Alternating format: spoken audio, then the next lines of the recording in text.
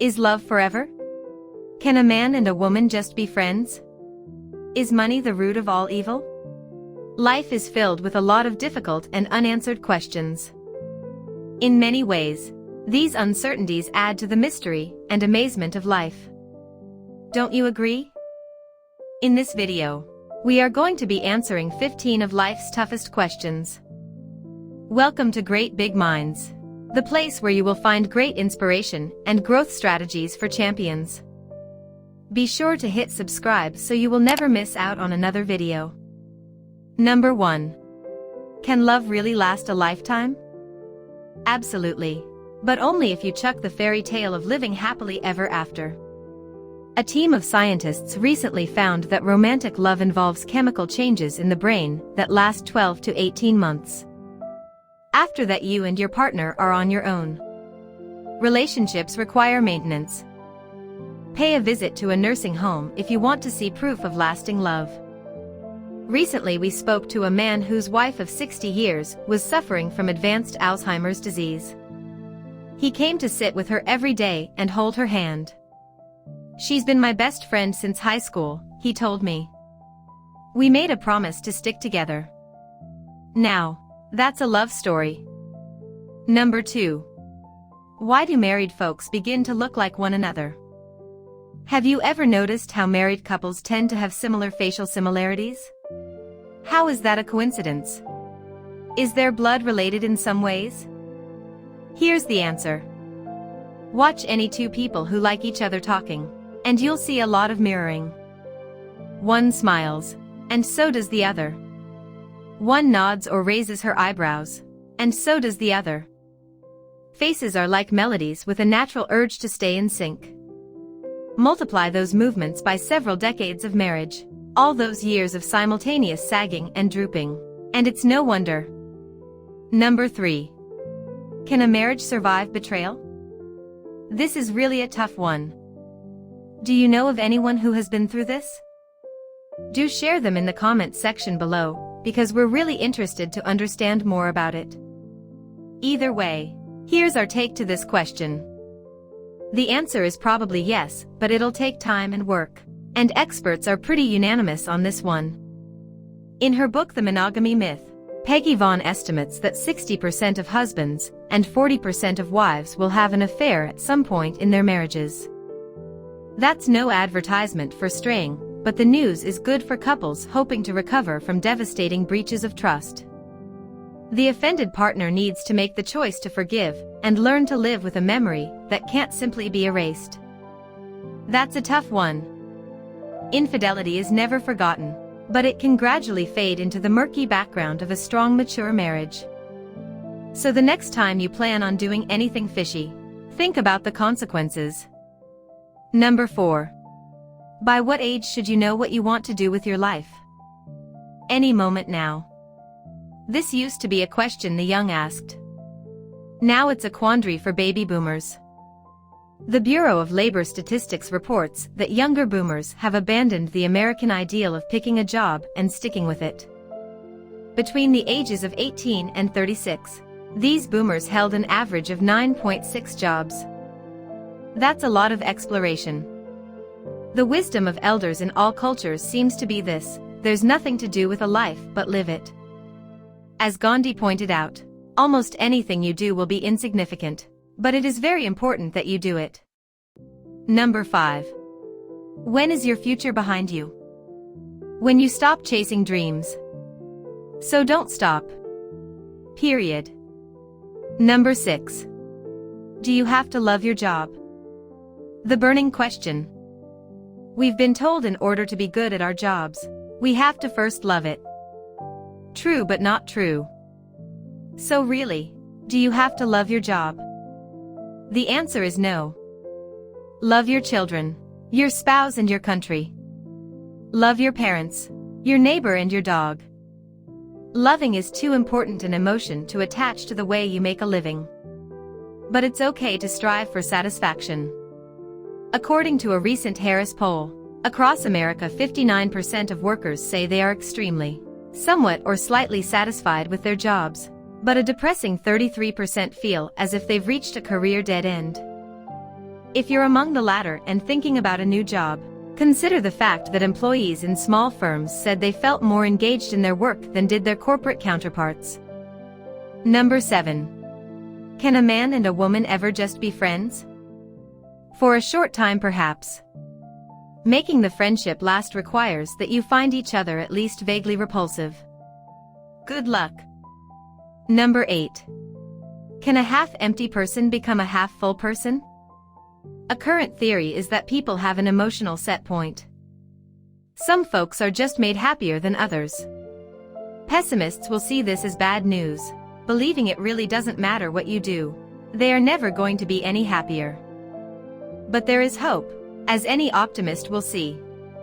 Happiness has more to do with how you construe the events in your life than the actual events themselves. It's all in the mind how you see it. So, start seeing the brighter things in life. Number 9. When do kids become adults? When did you become an adult? Were you aware that you're a kid yesterday, and now you're all grown up, ready to be called adult? We can never tell, but biologically, it's happening earlier. Emotionally, it seems to be happening later. Nowadays puberty occurs in females between ages 8 and 14, between 9 and 15 in males. A generation ago, when you turned 18, you were out the door and on your own. Now we see kids in the boomerang generation coming home to mom and dad after college, hoping for a hand with bills, laundry, meals and other responsibilities of adulthood. It's cute for a while, less adorable the older the kid gets. Number 10. Can a mother be friends with her teenage daughter? No. Most teens aren't ready for anything close to a mature friendship. According to current research, the brain continues to develop into a person's 20s. Mothers often want to befriend their daughters, fathers, their sons. But this is not in anyone's best interest. Teenagers need to form identities distinct from their parents. That means lots of privacy, even some secrets. It's usually easier for a teenage girl to befriend the friend of her mother, and it's usually best for the mother to leave it at that. You may have a different set of experience. How was it like with your parents growing up? Number 11. Does money really buy happiness? No. Because happiness isn't for sale. Many people get tripped up by this one, amassing wealth only to find themselves cycling into a bottomless pit of unsatisfiable yearning.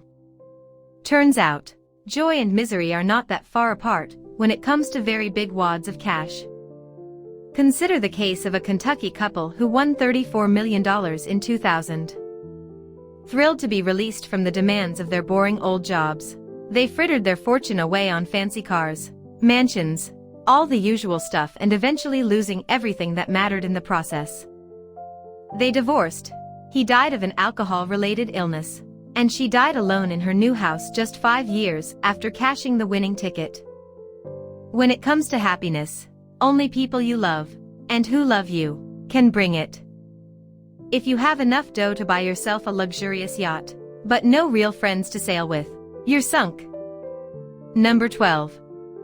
Can spenders and savers stay married? Sure. And they won't run out of things to talk about either. Disagreements over money are a leading cause of divorce, so experts advise lots of work around this issue if, financially speaking, you've found yourself married to your opposite. Here is a tip. Always talk in terms of ours instead of mine or yours, and work your strengths. The saver should be allowed to draft the budget. The spender gets to be in charge of vacations, celebrations and ordering extra toppings on the pizza. Number 13. Is money the root of all evil? No. Greed is. Elvis nailed this one when he said, "Sharing money is what gives it its value." Number 14. What do you do if you see a parent berating a child? Cringe. Take a deep breath.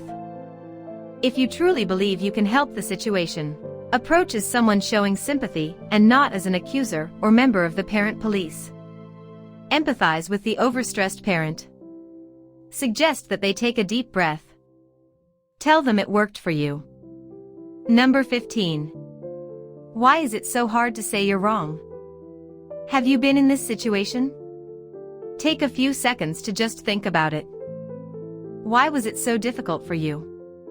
Answer is because it often involves saying, "I'm sorry," which is even harder.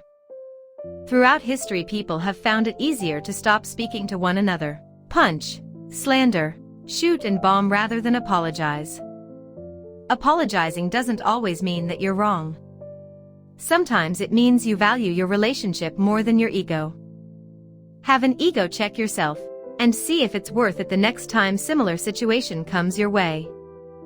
We hoped this video has provided you answers to some of your dying questions. If you think otherwise, share your version of answers by commenting in the comment section below. Do you have any burning questions left unanswered? Ask away. We might just have answers to them. Since you're stuck with us till the end of this video, we've got one more bonus question answered just for you. That is, when should you reveal a secret you said you wouldn't? First things first, why would you reveal a secret the first place? If it's out of malice or gossip, don't even think about it. But if it's for good intent, here's what we think. There is in fact no perfect time for it. It's a matter of damage control. Ask yourself, is the person who asked you to keep the secret in danger of hurting himself or others? If so, intervene. That being said, it is always better to do something about it than to be sorry later. We hope you've enjoyed this video. Thanks for watching. If you have enjoyed this, share and give us a thumbs up for this one. If you'll like to see some more, be sure to subscribe to our channel so you won't miss another video.